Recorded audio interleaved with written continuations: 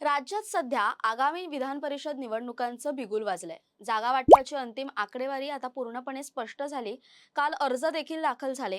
महायुतीमध्ये झालेल्या अत्यंत चुरशीच्या वाटाघाटीनंतर जागा वाटपाचा तिढा सुटला आणि यामध्ये भारतीय जनता पक्षाने सर्वाधिक 11 जागांवर, शिवसेना शिंदे गटाने 4 जागांवर तर राष्ट्रवादी काँग्रेसने 2 जागांवर निवडणूक लढवणार असल्याचं निश्चित झालं.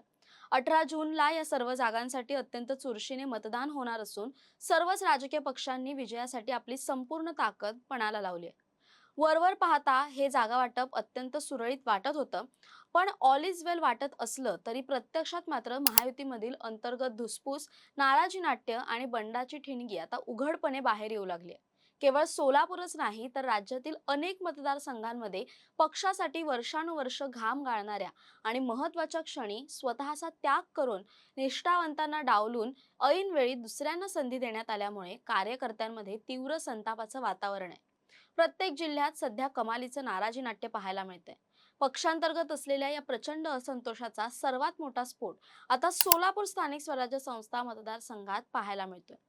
भाजपचे ज्येष्ठ नेते आणि माजी आमदार प्रशांत परिचारक यांना पक्षाने शेवटच्या क्षणी विधान परिषदेची उमेदवारी नाकारल्यामुळे त्यांच्या समर्थकांमध्ये प्रचंड असंतोष आणि संतापाची लाट उसळली. सोशल मीडियावरून परिचारक समर्थकांनी थेट भाजप नेतृत्वावर निशाणा साधत मालक आता गप्प बसू नका, एकदाची काय ती भूमिका घ्याच आणि आपली ताकद दाखवून द्या अशी आग्रही मागणी सुरू केली. गेल्या अनेक निवडणुकांमध्ये पक्षासाठी आणि मित्र पक्षांसाठी सातत्याने मोठा त्याग करूनही ऐनवेळी प्रशांत परिचारक यांचा गेम करण्यात आल्याची भावना त्यांच्या कार्यकर्त्यांमध्ये निर्माण झाली. रविवारी रात्री 10:30 वाजेपर्यंत सोलापूर विधान परिषदेसाठी प्रशांत परिचारक यांच्याच नावाची जोरदार चर्चा सुरू होती.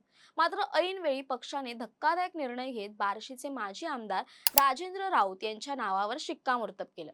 राजेंद्र राऊत हे नुकत्याच झालेल्या विधानसभा निवडणुकीत पराभूत झाले होते, तर दुसरीकडे प्रशांत परिचारक यांनी पक्षाच्या आदेशासाठी स्वतःची विधानसभा निवडणूक लढवण्याची तयारी बाजूला ठेवली होती. त्यामुळे साहजिकच या जागेवर परिचारक यांनाच संधी मिळेल असा राजकीय निरीक्षकांचा अंदाज होता, जो पूर्णपणे फोल ठरलाय. या उमेदवारी डावलण्यामागे भाजपमधील अंतर्गत राजकारण आणि आगामी काळातील गणित कारणीभूत असल्याचं बोललं जातंय. या मोठ्या राजकीय धक्क्यामुळे पंढरपूर आणि मंगळवेढ्यातील भाजपचे पदाधिकारी आणि परिचारक समर्थक कमालीचे आक्रमक झालेत. या संपूर्ण वादाची आणि परिचारक समर्थकांच्या नाराजीची मुळं गेल्या काही वर्षांतील राजकीय घडामोडींमध्ये आणि भाजप नेतृत्वाने दिलेल्या शब्दांमध्ये दडलेली आहेत. जर आपण इतिहास पाहिला तर 2014 आणि 19च्या विधानसभा निवडणुकीत पंढरपूरमध्ये झालेल्या तिरंगी लढतीमुळे दिवंगत आमदार भारत भालके यांचा विजय झाला होता. मात्र 2020 मध्ये भारत भालके यांच्या अकाली निधनानंतर 2021 मध्ये पंढरपूर विधानसभेची पोटनिवडणूक जाहीर झाली.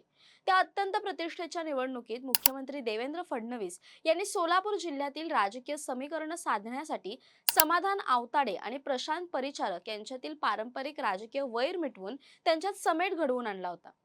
मतदारसंघातील मराठा समाजाचं प्राबल्य लक्षात घेऊन त्यावेळी समाधान आवताडे यांना उमेदवारी देण्यात आली, तर प्रशांत परिचारक यांनी महाविकास आघाडीचे मोठे आव्हान असतानाही पंढरपूर तालुक्यातून आवताडे यांना प्रचंड आणि अपेक्षित मताधिक्य मिळवून दिलं, ज्यामुळे आवताडे यांचा विजय सुकर झाला. मात्र या विजयानंतर परिचारक समर्थकांना आणि पंढरपूर तालुक्यातील स्थानिक प्रश्नांना न्याय मिळाला नसल्याची भावना निर्माण झाली. परिणामी 2024च्या मुख्य विधानसभा निवडणुकीपूर्वी परिचारक समर्थकांनी मालकांनी कोणत्याही परिस्थितीत विधानसभा लढवावी असा तीव्र आग्रह धरला होता. कार्यकर्त्यांच्या या भावना लक्षात घेऊन प्रशांत परिचारक यांनी मी माझ्या कार्यकर्त्यांना वाऱ्यावर सोडणार नाही आणि कुणाच्या दावणीलाही बांधणार नाही अशी गर्जना करत विधानसभा लढवण्याचे स्पष्ट संकेत दिले होते. पण प्रत्यक्ष उमेदवारी अर्ज भरण्याच्या वेळी भाजपचे तत्कालीन प्रदेशाध्यक्ष चंद्रशेखर बावनकुळे यांनी विशेषत्वाने पंढरपूर येथून प्रशांत परिचारक यांची भेट घेतली आणि पक्षाच्या वतीने त्यांना मोठा शब्द दिला. चंद्रशेखर बावनकुळे यांनी थेट पत्रकार परिषदेत जाहीर केलं होतं की प्रशांत परिचारक हे आगामी काळात आपल्याला विधिमंडळात दिसतील. या अधिकृत आश्वासनावर विश्वास ठेवून परिचारक यांनी पुन्हा एकदा पक्षाच्या हितासाठी आपला वैयक्तिक राजकीय बंड मागे घेतला आणि समाधान आवताडे यांच्या प्रचाराची धुरा सांभाळली, ज्यामुळे आवताडे दुसऱ्यांदा आमदार म्हणून निवडून आले. विधानसभा निवडणुकीनंतर राज्यपाल नियुक्त आमदार कोट्यातून प्रशांत परिचारक यांना विधिमंडळात संधी दिली जाईल अशी दाट शक्यता वर्तवली जात होती. पण त्यावेळीही त्यांच्या पदरी केवळ प्रतीक्षाच आली.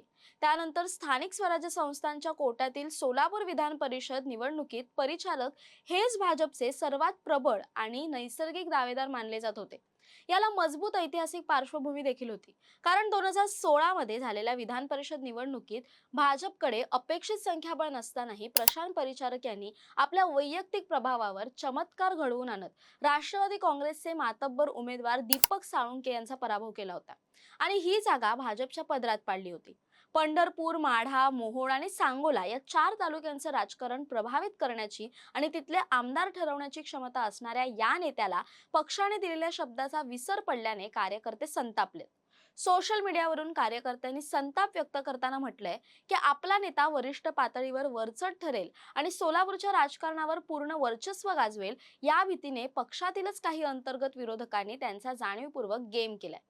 भाजपकडून सातत्याने होत असलेल्या या उपेक्षेमुळे कार्यकर्त्यांचा संयम सुटला असला तरी स्वतः प्रशांत परिचारक यांनी अत्यंत समजूतदारपणाची आणि सबुरीची भूमिका घेतली. त्यांनी आपल्या आक्रमक कार्यकर्त्यांना शांत राहण्याचं आवाहन करत म्हटलंय की पक्षाने आजवर आपल्याला सर्व काही दिलंय. सर्व काही अंतर्गत तांत्रिक किंवा राजकीय अडचणींमुळे यावेळी उमेदवारी मिळाली नसेल तरी कार्यकर्त्यांनी सोशल मीडियाच्या माध्यमातून आपला संताप व्यक्त करू नये आणि पक्षाची शिस्त पाळावी. परिचारक यांची ही मवाळ भूमिका पाहता त्यांनी बंडखोरीचे कोणतेही संकेत दिलेले नाहीयेत. यामुळे कार्यकर्त्यांचा हा उफाळून आलेला राग शेवटी पेल्यातील वादळ ठरण्याची शक्यता असली तरी यामुळे भाजपमधील अंतर्गत गटबाजी मात्र चव्हाट्यावर आली. दुसऱ्या बाजूला प्रशांत परिचारक यांच्यासारख्या निष्ठावान आणि त्याग करणाऱ्या नेत्याला बाजूला डावलून बार्शीचे माजी आमदार राजेंद्र राऊत यांना उमेदवारी देण्यामागे भाजपचे अत्यंत सूक्ष्म सामाजिक आणि राजकीय गणित असल्याचं समोर येते. राजेंद्र राऊत यांनी प्रशांत परिचारक यांच्या त्यागावर मात कशी केली याचं विश्लेषण करताना 4 अत्यंत महत्त्वपूर्ण फॅक्टर्स समोर आलेत.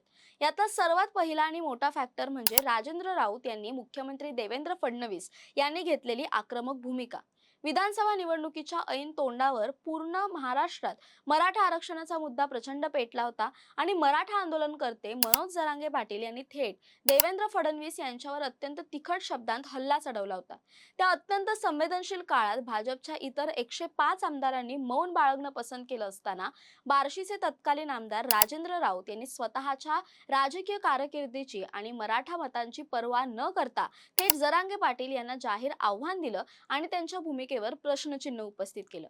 यावरून जरांगे पाटील यांनी बार्शीत येऊन आंदोलन करण्याचा इशारा दिला तरीही राऊत मागे हटले नाहीत आणि त्यांनी आपले नेते देवेंद्र फडणवीस यांच्या पाठीशी ढाल म्हणून उभं राहणं पसंत केलं. राऊत यांनी ऐन निवडणुकीच्या तोंडावर पत्करलेला हा राजकीय धोका आणि दाखवलेली निष्ठा थेट फडणवीस यांच्या पसंतीस उतरली, जो त्यांच्या उमेदवारीसाठी सर्वात मोठा टर्निंग पॉइंट ठरला असं म्हटलं जातंय. याशिवाय सोलापूर जिल्ह्यातील आणि जिल्ह्याबाहेरील अनेक बड्या भाजप नेत्यांनी परिचारक यांच्याऐवजी राऊत यांच्या नावाला छुपं समर्थन दिलंय. दुसरा महत्त्वाचा मुद्दा म्हणजे स्थानिक स्वराज्य संस्थांच्या निवडणुकांमध्ये राजेंद्र राऊत यांनी केलेली कामगिरी. मागच्या काळात झालेल्या चुका सुधारत राऊतांनी बार्शी कृषी उत्पन्न बाजार समिती, बार्शी नगरपालिका आणि सर्वात महत्त्वाचं म्हणजे बार्शी पंचायत समिती व जिल्हा परिषदेच्या सर्वच्या सर्व जागांवर भाजपचा झेंडा फडकवून एकहाती वर्चस्व सिद्ध केलं होतं.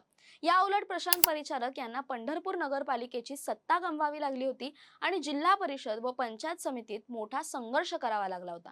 राऊत यांचं हे ठळक संघटन कौशल्य आणि देवेंद्र फडणवीस यांच्यासाठी घेतलेली थेट भूमिका या 2 गोष्टी परिचारकांच्या त्यागाच्या राजकारणावर वरचढ ठरल्या, ज्यामुळे सोलापूरच्या या अत्यंत सुरक्षित जागेवरून राजेंद्र राऊत विधिमंडळात जाण्यासाठी सज्ज झाले. तर परिचारक आणि त्यांच्या समर्थकांच्या वाट्याला पुन्हा एकदा प्रतीक्षा आणि राजकीय नाराजी आली. दरम्यान या सर्व प्रकरणाबद्दल तुमचं काय मत आहे, तुम्हाला काय वाटतं, कमेंट्स करून नक्की कळवा. तसेच अशा नवनवीन व्हिडिओसाठी टाइम महाराष्ट्राला सबस्क्राईब करा.